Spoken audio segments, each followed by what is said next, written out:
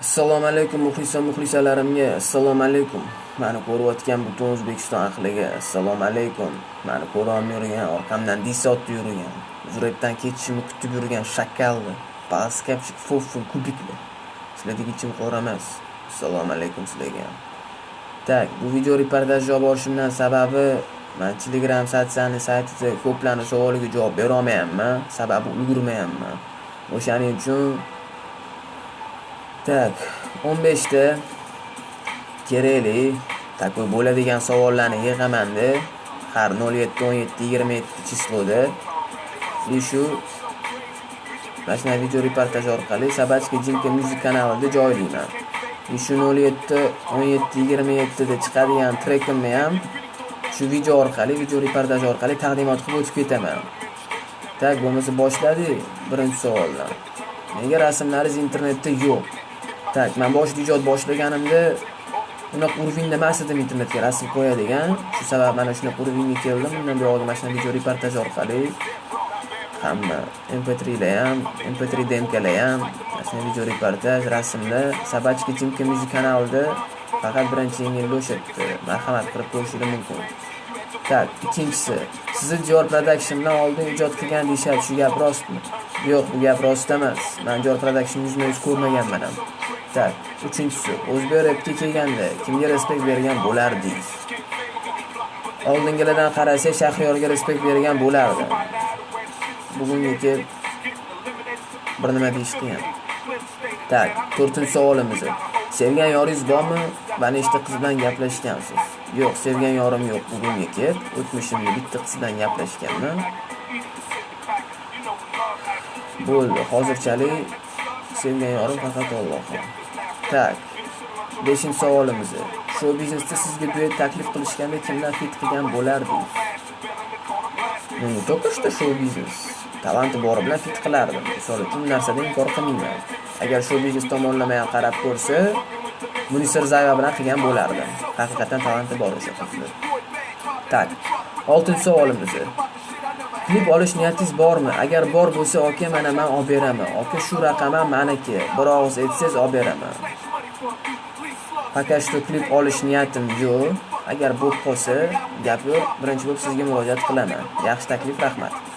Tak, 7-savolimiz. Nega sizni ko'plar ko'ra olmaydi? Shu savolni sal qiynab qo'ydingiz, bilmadim. Ko'ra olmaydir balki. Balki shu yoshimdan ko'tarilganimga ko'ra olmaydi. Yana Xudo biladi. Bu nima bo'lsa ham meni ko'ra olmaganlardan men har doim bir qadam oldindaman. Bragamdan zloma faqat oldinga ketaman. Asallar bu orqada chaynab yuruvlaring. Men pakashda faqat oldinga ketaman. Bor gapim shu. Tak, 8-savolimiz. Malikam degan qo'shig'ingiz, boshida Malika degan qizga aytilyaptimi yoki bu shunchaki avtorskiy ideyami? Yo'q, meni replarimda avtorskiy ideyalar yo'q, faqatgina haqiqiy hayotiy rep. Haqiqatdan Malika degan qizim bo'lgan o'tmishda, shu sababi sevgi mavzuda hamma ashularım o'sha qizga bag'ishlanadi. Tak, 9-savolimiz. Necha yoshingizgacha rep olamida ijod qilmoqchisiz? Bu faqat Xudoga ayon, lekin men o'ylashim bo'yicha menga rep hobbi. Menimcha tanamdan jon chiquvchi men aytaman. Bor yo'g'i shu. Yoki xayoldan so'zni tark etsa men ijodimni to'xtataman. Pakashda unaqa narsa bo'lmaydi. Men shu yerdaman. Tak, 10-savolimiz. Nega har safar sizning replaringizda g'am, alam, dard, qayg'uni kuylaysiz? Va nega har replaringizda ona so'zi bo'ladi? Men o'ylashim bo'yicha repni hayotiyroq, haqiqiyroq qilsa, yaxshiroq va chiroyliroq bu odamning dardiga dalda bo'ladi deb o'ylayman. Shu sabab men faqat ko'rganimni yozaman. Tak, 11-savolimiz.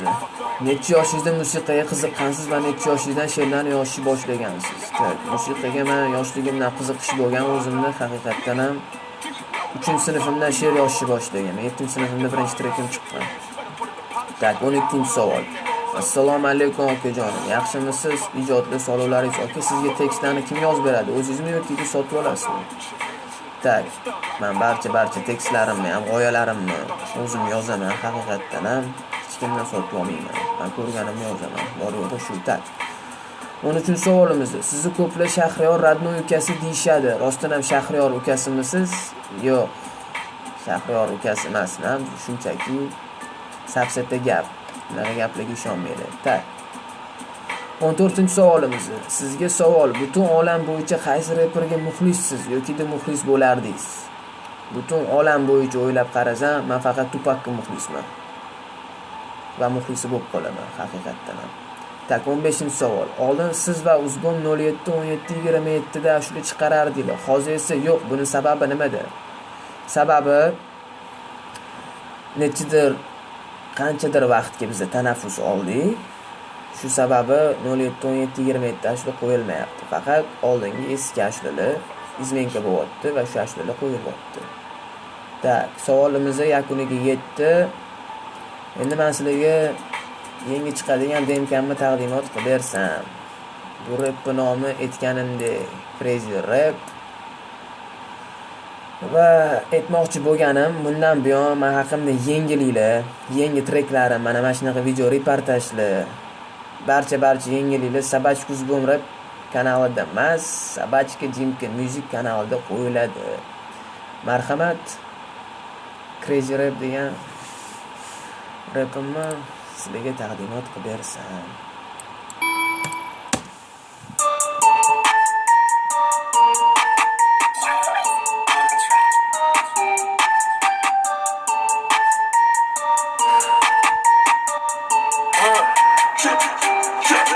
Taxlaman uni hayratga qo'ssa, qabrga yotgan Tupakli Jackson, primera flow alamda bu. Yig'lagin burchida ko'raman seni, aqlingga bo'lagan shallaga emas. Manda kerak do'q qo'yib taxlash, qulub ko'chakda yeshmaguncha sabakash to'yangina joyingda qotasan ko'cha hayot. Manda maslishka, sizgarski biznes manda pichurka. Sanda va o'qay do'konda biznes, rap krizis, avtoistikiz hayot rap, naushni bas, xalqli to'nta yo'nalish bas. Tasavvurchani xuddi bir forma do'konda kiysak kachaysa.